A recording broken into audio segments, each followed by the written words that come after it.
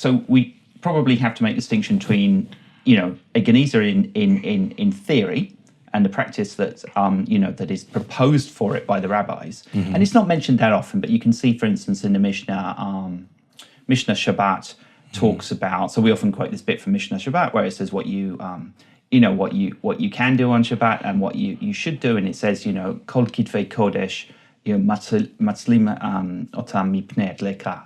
Right, so translate that so all holy writings should be saved from fire. So it should be saved from destruction. So the background of that is that there's two prohibitions in rabbinical literature about Shabbat. One is you can't start a fire, and the other is you can't put out a fire. So if you're saving a holy book from the fire, if it was a secular book, that would be a violation of Shabbat. Yes. But a holy book, you're safe from the fire. And it's kind of up there with the idea of saving lives on holy days, when you're not supposed to do any work, but you're allowed to jump in and save someone from a pit, or and it's the same. And so they almost equate the idea of holy books, which they don't define. So they say Kitvei Kodesh, holy writings. They don't actually say whether that's because it's got the Tetragrammaton in it, the Shem Hashem, or whether it's it's a book because there are books of the Bible without the Shem Hashem in it, like Esther, for example. Like Esther. Okay. Or whether it and probably at different times and by different communities, the idea of Kitvei Kodesh has been taken in different ways. But anyway, it kind of equates that with saving human life. And so the idea is that you should drop everything and you should save holy writings. It does say B'chol Lashon, so whichever language they're written in. Really? And it says Bein she korin bahem uvein she enam korin bahem. So whether you read them or not. So the implication there is whether they're holy to you or not. So maybe they are, a different branch of Judaism, or maybe even, if they're holy to Muslims or Christians, they're still the Abrahamic God. Okay, so we have to unpack that, because another way of understanding whether you read them or not might be exactly what we're talking about. It's so old you don't read out of it anymore. So whether it's still in use or not still in use, that's one possibility. And you're saying the other possibility is, well, maybe it's not your sacred text or your branch of Judaism. Let's say something written by the Dead Sea Scroll community, the rabbis, or we have the example of Ben Sira, which we'll get to, I think. It's unclear whether they read from it or not. I guess they probably did. Okay, so, all right, interesting. So you save them from the fire, and so how does that connect to a Genizah?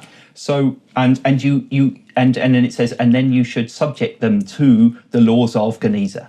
Okay. And because they've been damaged by fire. And so you should then put them away. And so that's Genizah in theory, but the Cairo Genizah in practice. So this chamber that was in the Ben Ezra synagogue, and although we call it the Ben Ezra synagogue, in the Middle Ages it had a completely different name.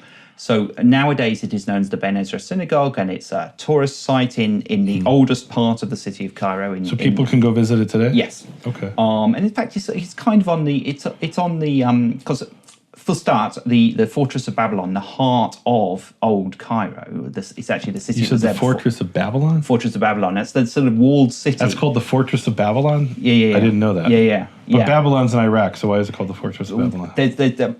Persians are supposed to have, so sort of people who came from the east and supposed to have founded it. Okay. It's a Roman city in its sort of. So the synagogue is in the heart of what's known as Al-Fustat. Al-Fustat was the first Islamic capital of Egypt. So when the Muslims captured Egypt, they camped at Fustat and they built their first sort of big city there, and that grew to be the capital. In the 10th century, when the Fatimids came, the Fatimid Empire expanded from North Africa, so Muslim Empire. They conquered Egypt, which they had long wanted to do. And in the 960s, they conquered Egypt, and they decided to found a new city celebrating that, and they founded Cairo, a little bit north of the old city. Okay. Now, as Cairo's expanded, of course, now it's a huge mega city. It's completely encompassed Fustat, but Fustat used to be a separate city. Okay. And it used to be the most important administrative centre in Egypt, and was long after Cairo was founded. Cairo is where the caliph and then the sultan lived, and the army sort of, and the Islamic administration and the emirs and the highest echelons of Islamic society lived Whereas all the people associated with the previous regime and with the administration of it under previous Islamic regimes lived in Fustat, and they were Christians and Jews for the most part. So it's a very Christian city. So there was a synagogue in Al Fustat, which nowadays is known as Ben Ezra, but in the Middle Ages was one of two Jewish synagogues within the walls of the old city of Fustat. The city of Fustat was there before the Muslims conquered it. It was a Roman town for a long time.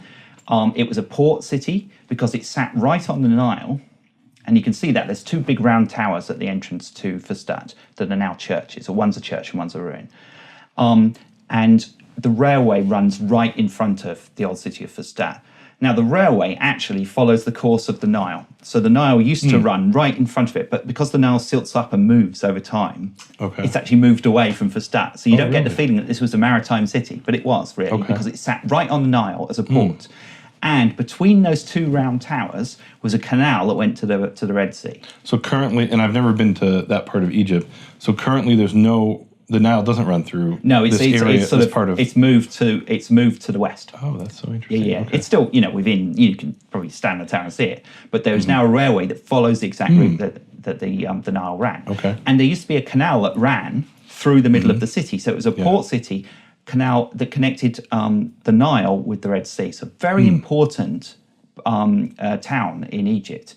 And the Jews had two synagogues. The Jewish community of Fustat had two synagogues within those walls. So as part of the oldest part, the synagogue of the Shami'in, so there's of the Syrians, the Palestinians, however you want to translate Asham, the Levantines. And Shams is Syria, Lebanon, Egypt, Syria, Lebanon, Israel, and the Palestinian territories, and it's Jordan today, right? And it's an Islam. When the Muslims took that part of the world, that was their administrative division. They created Asham, and it doesn't fit with the modern geography of Syria and Palestine. So we say Syria - Palestine or something like that. So that's but it was also known as the synagogue of the Jerusalemites. So in Arabic, this would be Kanisat, like Kanisa, which means synagogue in Arabic, like Knesset, Kanisat Ashami'in, or Kanisat Yerushalmi'in. And then the other synagogue, which was built it appears right next to a Christian church, of which there were many in Fustat, known as the Hanging Church, was the synagogue of the Iraqiin, of the Iraqi Jews, so the Babylonian Jews. Okay. Now that synagogue, by all accounts, was originally a church that was purchased from the Christian community in the 9th century. Really?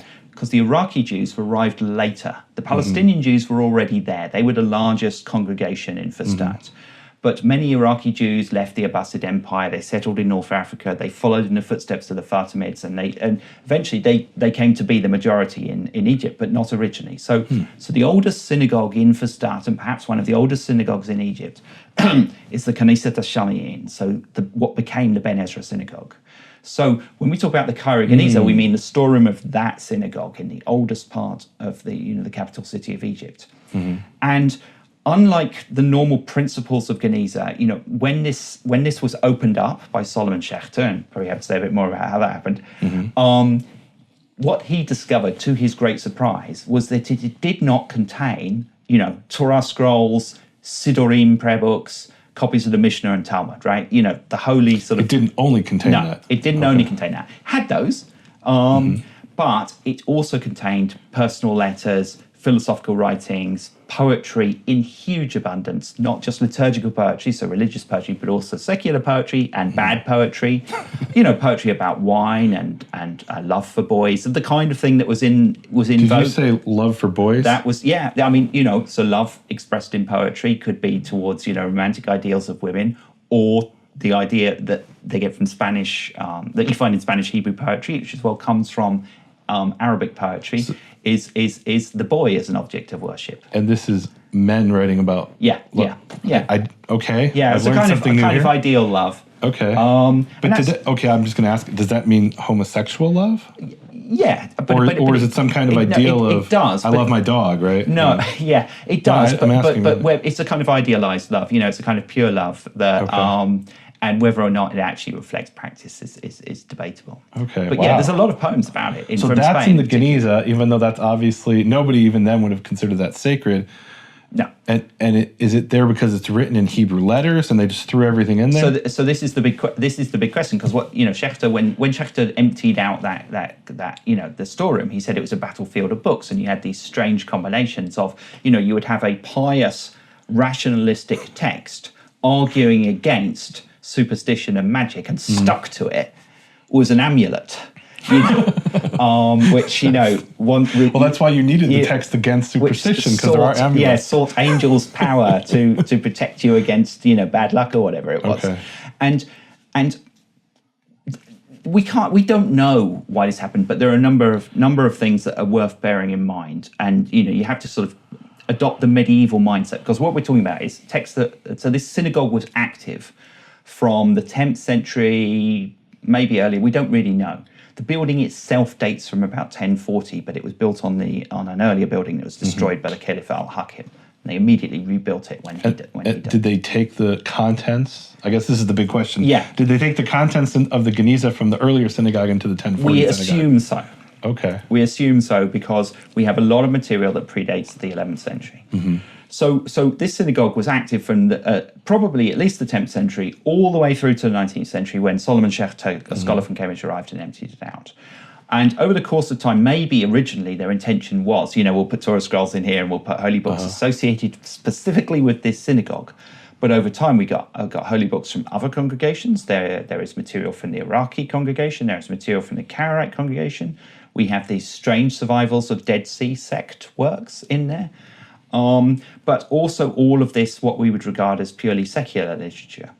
And in sort of the medieval mindset, of course, it's very difficult to distinguish secular from religious, because practically everything you write in the Middle Ages invokes God in some degree. So if you write a letter to someone, whether it's in Arabic or Hebrew or Aramaic, you will, near the beginning, you will say, in the name of God, or you will say, God bless you, whatever. We have letters where Sir Solomon ben Judah, the head of the Jews in Jerusalem, falls out with an arch rival who attempts to usurp his position as head of the Jews. Yeah. And he describes him in one letter. He describes him as the suspect. He doesn't want to name him because he so hates him. But he says, God kill him. Wow. Yeah. Yemito ha'el. Yeah. Wow. That's literally a curse. Yes. And so but because he mentions God there, so that actually makes sense why that would show up there. Yeah. But the the love poetry, so there's a whole other genre, which is like administrative texts of like merchants and things like that. Right, so there's all these merchants' letters. So how'd those end? Like those entire archives of merchants, how'd those end up in there? Or why did they end up in there? Well, again, I mean, even a bare bones kind of economic document, something that represents a financial transaction will often invoke God. So we have what are proto checks. We have these orders of payment that say. Wow. And we have them written by various different people, but we have a large number by one particular trader. Called Abu Zikri Cohen. So he had an Arabic name. He's a Jew living in an Arabic-speaking land. So he adopts an Arabic name, but his name is Judah. So Abu Zikri Cohen, and he writes these checks that very similar to modern checks. They say pay to the bearer, may the banker, and it names the banker Abul Khiyar.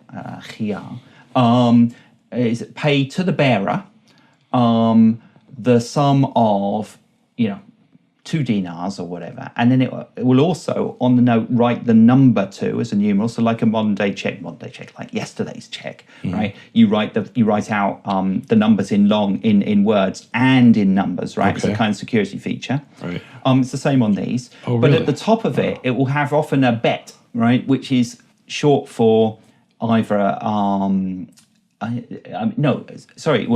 have a bet, or sometimes it'll have a be'emet or something. So it will have some kind of invocation of God. So it'll be Be'ezrat El, or it'll be in some kind of implying that God is guaranteeing this transaction, right? Kind of like an American coin saying "God we trust." Yeah, exactly. And so God we trust, but pay cash. I've got it. Yeah, exactly. Yeah. No. Well, no. It's a bit ironic, right? This is paper money, and this is. I mean, what they're paying is it's a promise to pay because of the difficulties of moving large amounts of gold and silver across borders, which was tricky. I mean, it's tricky. as a Jewish merchant carrying around large amounts of money when there were bandits everywhere. Right. But also it was a bit tricky for Jews rather than Muslims to move large amounts of money around under Muslim rule. Okay. But also the distance involved. They were trading with India.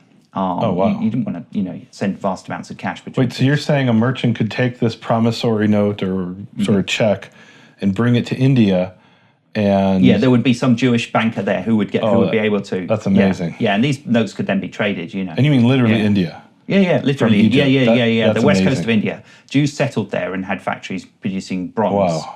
and sending it back to Egypt. There was a whole Wow. Indian Ocean trade route in the 13th Wow. century, which most of our information comes out of the Genizah. Mm-hmm. But anyway, so getting ahead of myself a bit, but so you can't write something without the name of God. So even a shopping list, right? So we have a shopping list written by Judge Elijah, a judge from. Wait, we literally have a shopping list. Oh, we have loads of them. Yeah.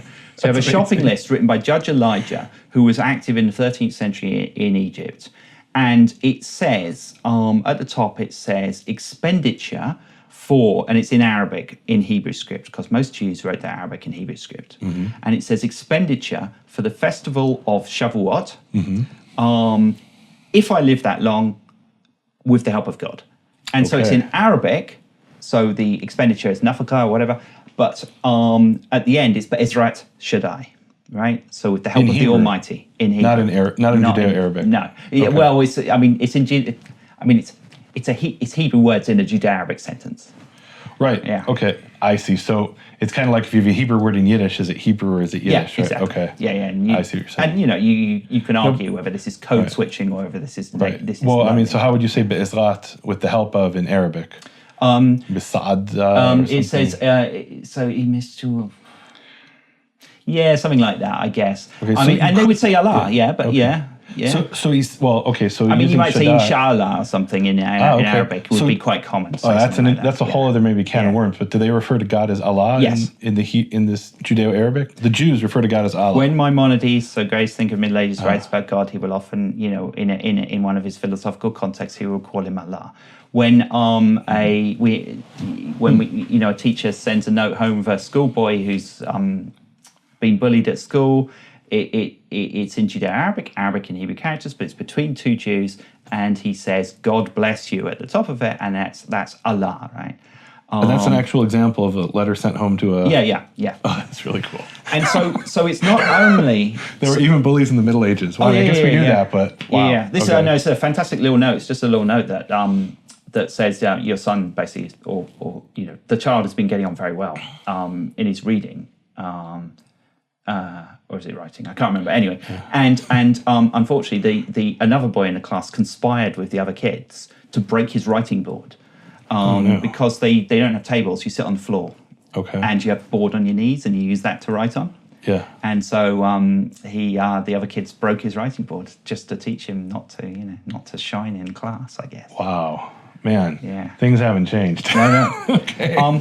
But that gets preserved in a Genizah, and that's a little piece of really ephemeral writing, right? Because that's of interest to no one other than the boy and his guardian, right? Well, today it's got to be interesting to historians of what life was like in the Middle Ages. Exactly. That's why the Genizah is so important, because in addition to preserving some of the best copies and earliest copies of important Jewish text, the main Jewish religious texts and lost works and so on, it also preserves an amazing archive of everyday life of a kind that's not preserved in other archives, because these were not deliberately put for posterity. They just felt they couldn't throw them away. Well, they had the name of God in. They're written in Hebrew characters, so even most of their Arabic writing is done in Hebrew characters, because Jews went to school to learn Hebrew. They didn't learn Arabic at school. They spoke it at home. So when they came to write as adults, even the greatest scholar of the Middle Ages, Moses Maimonides, the greatest Jewish scholar of the Middle Ages, writes his Hebrew in his Arabic in Hebrew characters. So it's written in Lashon HaKodesh, written in the Holy Language. So maybe, if God chose to transmit the Bible, to the Jews in the Holy Language, maybe I shouldn't throw this piece of paper away that's written in that sacred language. I mean, technically, it's not the Holy Language; it's the Holy Script. But Yeah. I guess they would, like when I was a kid and we would study the Talmud, they would, talk about reading the Hebrew Well, now I know that it was, most of what I was reading was Aramaic, yeah. but we didn't make that subtle distinction because it was in Hebrew letters, right? Yeah. So that's a similar sort of thing what you're saying. So. Yeah, and so they do refer to Judeo-Arabic, so Arabic in Hebrew characters, they do refer to it as Arabic, but sometimes they have to be very clear and distinguish, do you mean Arabic in Arabic characters? He says, ktiva, to mean the writing, because sometimes that we have one or two letters where they say things like, I need to write to so-and-so, do you know, does he read Arabic? And what he means is, does he read Arabic script? Because everyone can read Judeo-Arabic, because they can all read Hebrew and they can all speak Arabic. Okay. But not everyone can read Arabic script in the Jewish community. That's very a cool. skill by the kind of, your parents had to sort of, pay a bit extra to get you Arabic tuition for that, intending that you'll go and work in the Islamic government or something. Anyway, so they keep it because it's got the name of God on it. They keep it because it's in Hebrew script. Maybe they keep it just because they don't like to throw away anything written down, because the Jews are a highly literate society, far more literate than their neighbours, the Christians. And so perhaps that's why they put things in, rather than let these things be wasted, they put them in the Genizah. But also there is possibly just a sense of, what the Genizah is lots and lots of different archives. So at some point, like the great merchant Abu Zikri, say, he dies and people clear out his house. And, as a merchant, he would also be a scholar, because he would have been educated to a certain degree. So he would have copies of books of the Bible. He will have poetry to recite. He will have prayer books. He will have, Mishnahs and Talmuds to study. And do they really want to sort through all that stuff from his shopping lists and his personal letters and the doggerel he wrote about, love or whatever? No, they may just take it all and deposit that in the synagogue. Or maybe it was the beadle of the synagogue whose job it was to sort it out. Maybe the beadle wasn't the most educated member of the Jewish community, which is possibly quite likely. Who knows? But anyway, for whatever reason, they put it all in the Genizah.